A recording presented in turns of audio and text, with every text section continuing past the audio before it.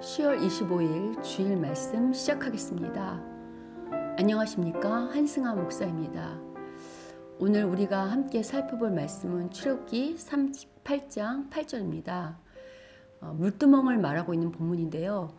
오늘 본문만으로는 조금 설명이 부족해서 물두멍의 이야기를 하고 있는 또 다른 본문인 출애굽기 30장 17절부터 21절을 함께 살펴보도록 하겠습니다.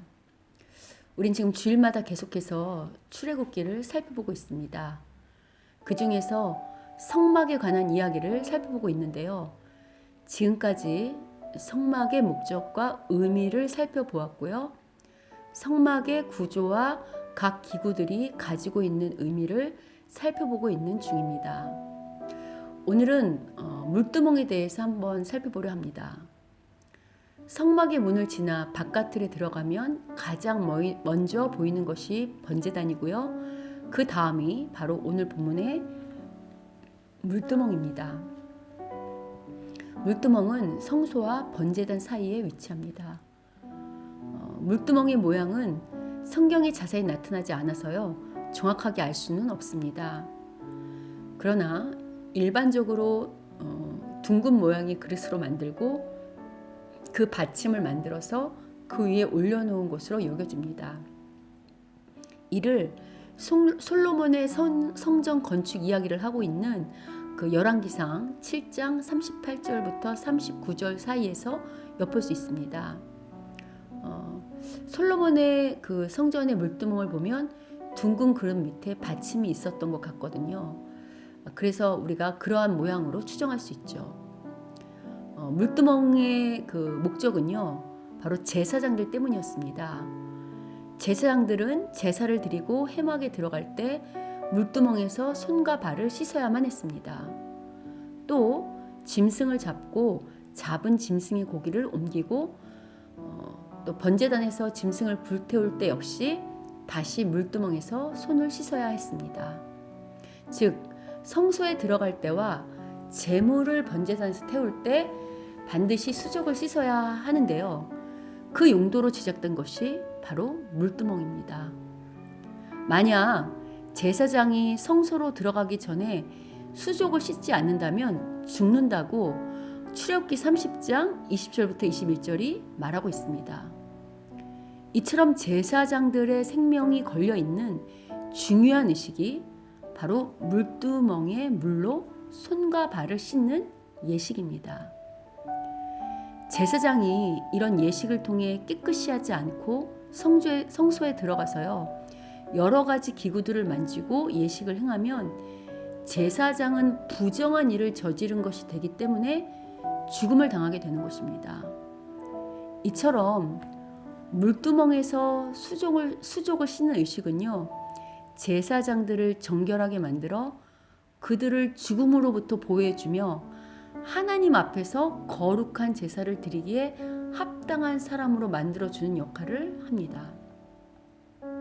그럼 이 물두멍이 오늘날의 그리스도인들과는 어떤 연관성이 있는가라고 할 때요. 오늘날 제사장은 누구입니까? 예수님으로 인해 구원받은 모든 하나님의 백성입니다. 제사장이 하나님 앞에 나아갈 때마다 자신을 정결케 해야 했던 것처럼요. 오늘날 우리 역시 하나님 앞에 나아갈 때 죄로 얼룩진 우리의 영혼을 씻어 정결케 나아가야 합니다. 그런데 오늘날 우리에게는 더러운 죄로 얼룩진 손과 발을 씻을 물두멍이 없잖아요. 더군다나 물로 육체적인 더러움은 씻어낼 수 있겠지만 타락한 영혼에 오염된 죄는 우리 힘으로 씻을 수 없습니다. 그래서 이 문제를 해결하기 위해 바로 이 땅에 예수님이 오신 것입니다.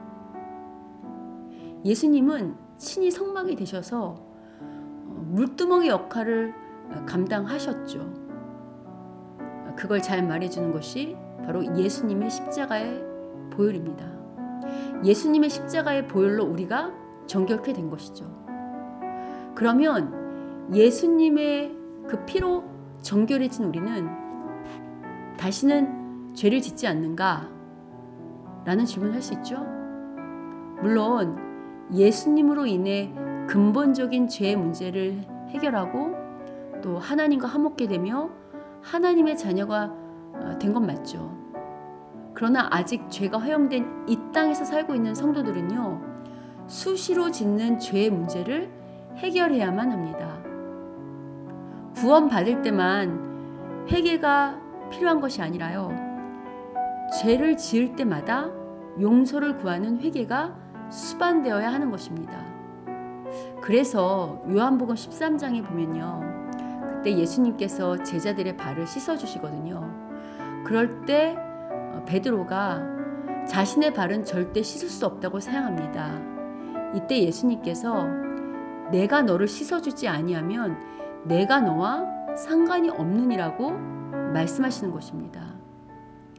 이에 베드로가요, 주여 내 발뿐 아니라 손과 머리도 씻어주소서라고 요청하자요, 예수님은 이미 목욕한 자는 발밖에 씻을 필요가 없다고 말씀하십니다.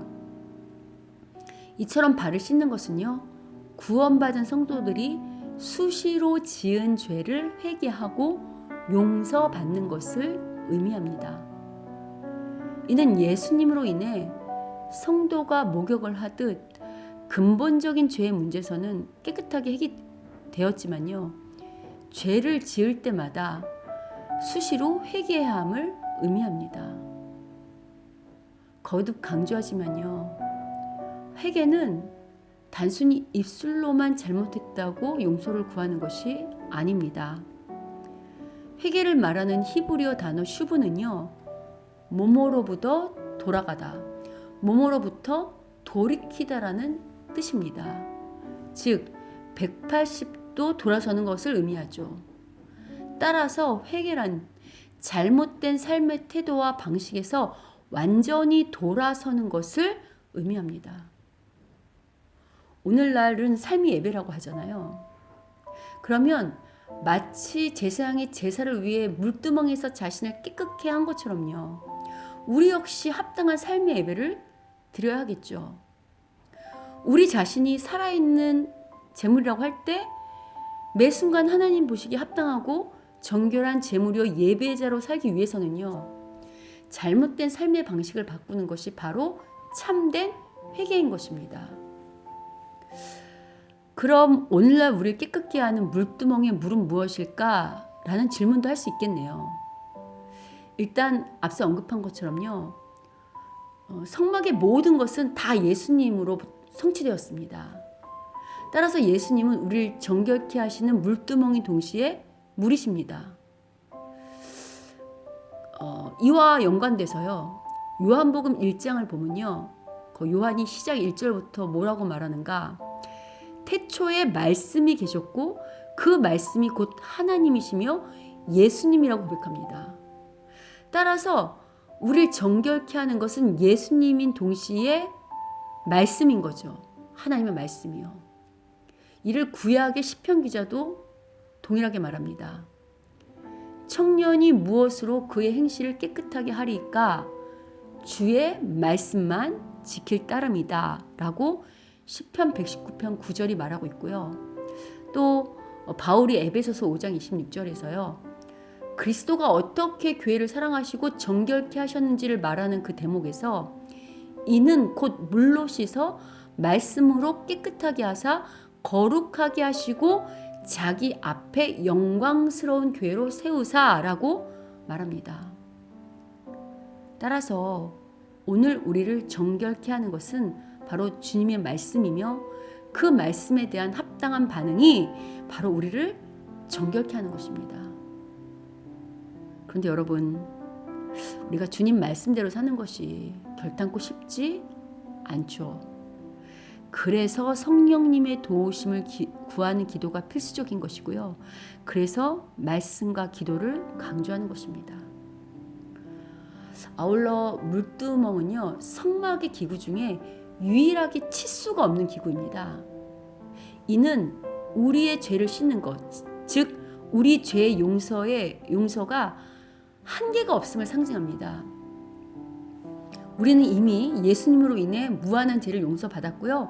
앞으로도 계속해서 용서를 받을 것입니다. 앞서 언급한 그 솔로몬의 성전에는요, 물두멍이 10개가 있었습니다. 성막을 거대한 건물인 성전으로 건축한 것이 바로 솔로몬이잖아요. 건축한 사람이. 따라서 솔로몬 당시에 그 성전의 모든 기구들은 당연히 그 크기와 규모가 우리가 요새 살펴보는 성막보다 거대하겠죠. 그러나 다른 기구들에 비해서요, 물두멍의 규모는 훨씬 컸습니다. 물두멍의 개수만 10개인 것이 아니라요, 그 크기에 있어서도 직경이 4규빗에 물을 40밭이나 담았다고 합니다. 40밭은요, 약 880리터에 해당하는 물의 양입니다. 이처럼 물두멍의 개수도 많았지만 그 크기도 상당히 거대했죠. 이것은 아마도 성막의 물두멍이 치수가 없는 것과 연관성이 있는 것으로 여겨집니다. 앞서 우리의 죄가 무한대로 용서되는 것과 연관성이 있다는 거죠.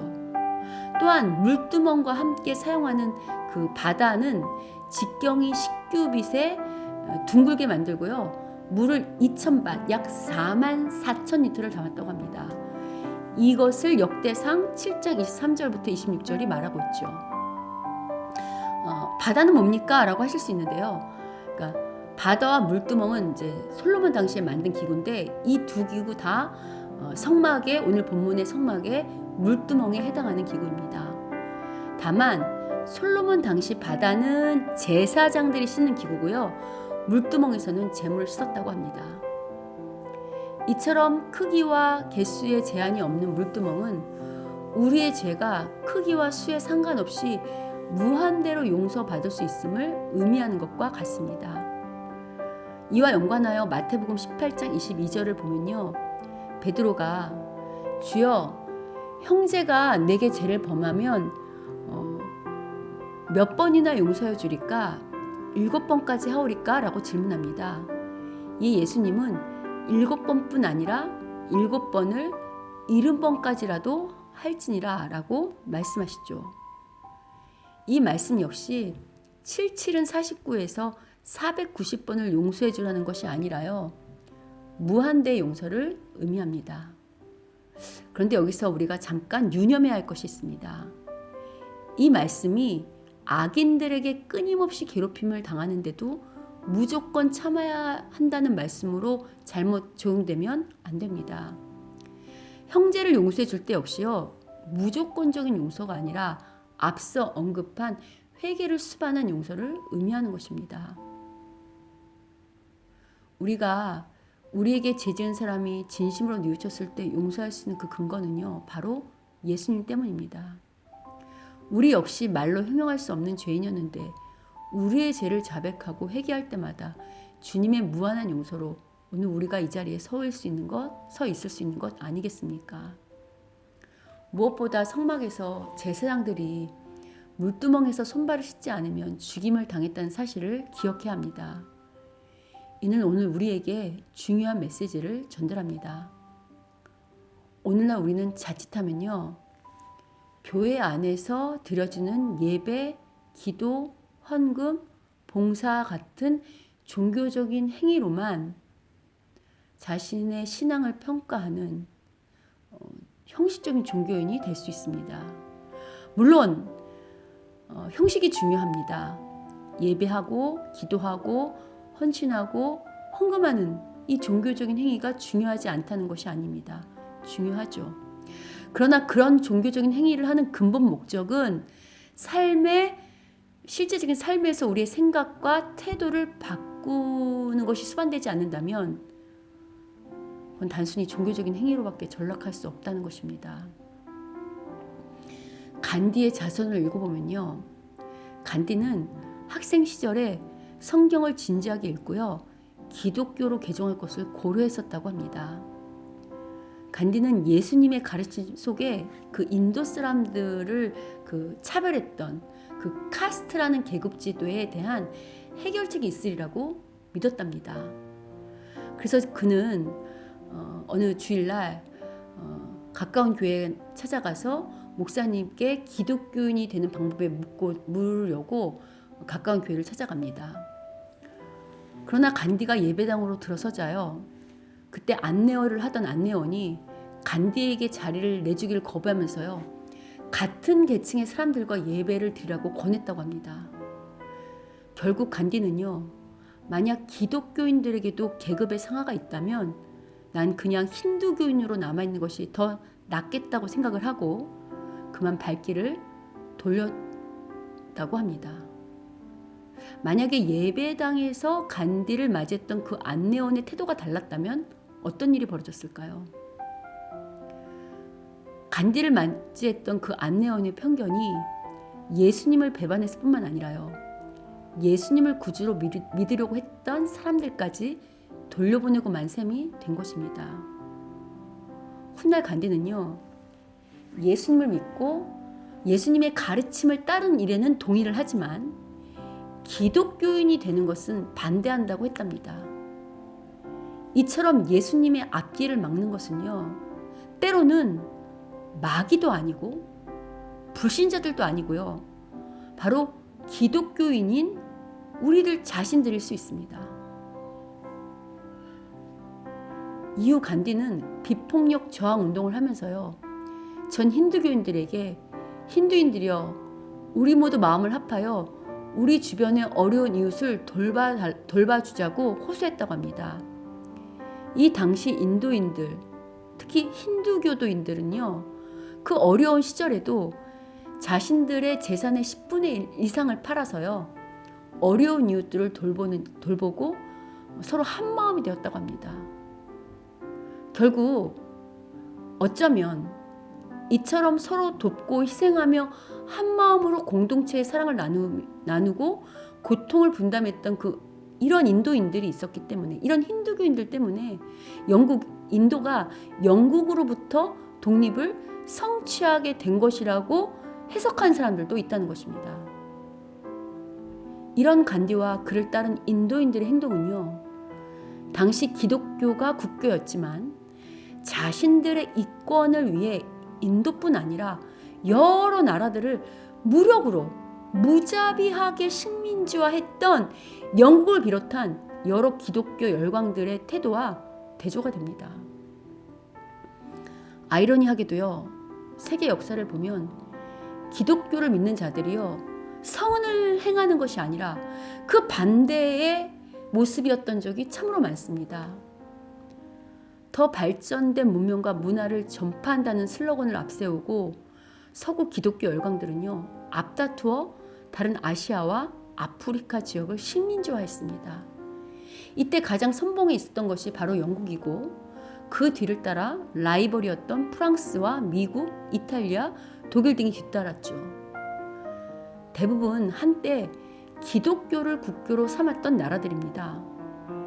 이들이 약한 민족들을 식민지화하는 과정에서요. 얼마나 많은 무자비한 약탈과 수탈이 있었는지 세계 역사가 말하고 있습니다. 한 예로요. 기독교인 미국과 프랑스가요.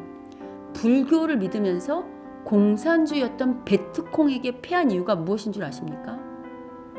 베트남전 당시 자유를 표방했던 그 베트민, 그러니까 베트 자유월남군, 그 베트민 자유월남군은요 오히려 국민들을 착취하고 부정부패가 매우 심각했습니다.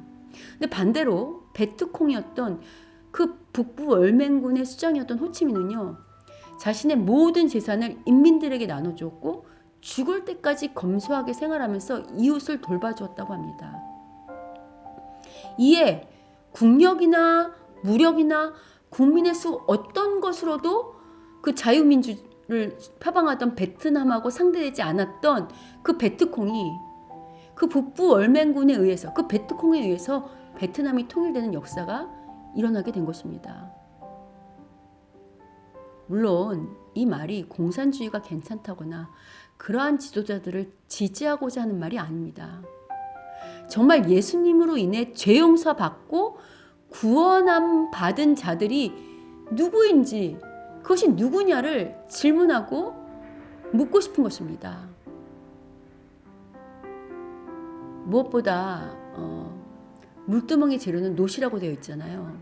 근데 실제로 그 하나님의 명령대로 성막을 만드는 출애굽기 38장 이후에 오늘 본문을 보면 그 물두멍의 재료가 회막문에서 수종드는 여인들의 거울들로 만들었다고 합니다. 당시 거울의 재료는 놋이었기 때문에요. 놋으로 물두멍을 만들라고 하신 명령에 누가 헌신한 것입니까? 여인들이 헌신한 것입니다. 여인들에게 있어서 거울은 매우 소중한 물건이라는 것은 두말할 필요가 없죠. 그런데 그런 소중한 물건을 바친 것입니다. 이는 하나님께 드리는 그 제사, 예배의 속에는 반드시 자신이 가장 아끼는 소중한 것으로 드리는 헌신이 있어야 함을 암시하고 있는 것입니다. 어떻습니까? 과연 예수님으로 인해 죄 용서함을 받아 하나님의 자녀가 되었다고 믿고 있는 우리들에게는 이처럼 성막을 짓기 위해 자신들이 아끼던 것을 기꺼이 드리던 회막문의 여인들과 같은 헌신의 삶이 있습니까? 하나님을 믿지 않던 힌두교인들도 또 베트콩까지도 자신들의 국가와 이웃을 위해 어려운 이웃을 위해 기꺼이 헌신의 삶을 살고 나눔의 삶을 살았는데요. 과연 날마다 하나님의 은혜로 산다고 고백하는 우리들은 과연 진정한 하나님 그 나라를 위한 하나님 백성으로서의 참된 헌신과 참된 선한 행함의 삶이 있는지 점검해 봐야 할 것입니다. 여러분 거듭 말씀드리지만요. 예수님으로 인해 죄 용서함 받고 하나님의 자녀가 되었다는 것은요. 말에 있지 않고요. 성경 말씀에 합당한 반응을 보이는 삶의 태도에 있습니다. 어찌 보면 성경 말씀대로 자신의 재산을 나누며 한 형제가 되어 침략자에 맞서 싸운 그 인도의 힌두교인들과 약자를 사랑하고 돌보며 기꺼이 양보했던 그 베트콩이었던 호치민의 행동이 무자비하게 약한 국가를 수탈한 기독교라는 기독교를 국교로 세웠던 영국과 그 밖의 기독교 열강들보다 훨씬 더 믿는 자들의 행함 같지 않습니까? 여러분, 교회에 다닌다고 해서 자동적으로 죄가 용서된다는 말은 성경 어디에도 없습니다. 성경은 예수님으로 인해 구원받은 증거를요, 반드시 회개가 수반된 변화된 삶의 태도로 말하고 있습니다. 앞서 언급한 것처럼 교회에 나가서 예배하고 기도하고 헌금하고 봉사하는 일은 물론 중요합니다. 그런데 그러한 종교적 행위만 있고요. 실제 삶의 모습 속이 삶의 태도가 성경의 말씀과 다르다면 이건 심각하게 고민해 봐야 할 문제인 것입니다. 부디 무늬만 그리스도인이 아니라요. 오늘 본문이 말하는 것처럼 나는 과연 물두멍으로 깨끗하게 자신을 정결케 했던 제사장처럼 이제는 예수님으로 인해 그리고 예수님의 말씀으로 인해 날마다 그 말씀의 거울에 나 자신을 비추어 정결하고 깨끗한 주님의 자녀로 단장하는데 부족함이 없는 그런 참된 자녀의 모습을 갖추고 있는지를 돌아봐야 합니다. 부디 무늬만 그리스도인이 아니라요. 오늘날 물두멍인 그 말씀의 거울에 날마다 나 자신을 비추고 점검하여 그리고 정결하고 깨끗한 주님의 자녀로 단정하여서 하나님 보시기에 합한 하나님 기뻐 받으실 수 있는 그런 산 제물이요 산 제사장이 되기를 그런 모두가 되기를 주님의 이름으로 축원합니다.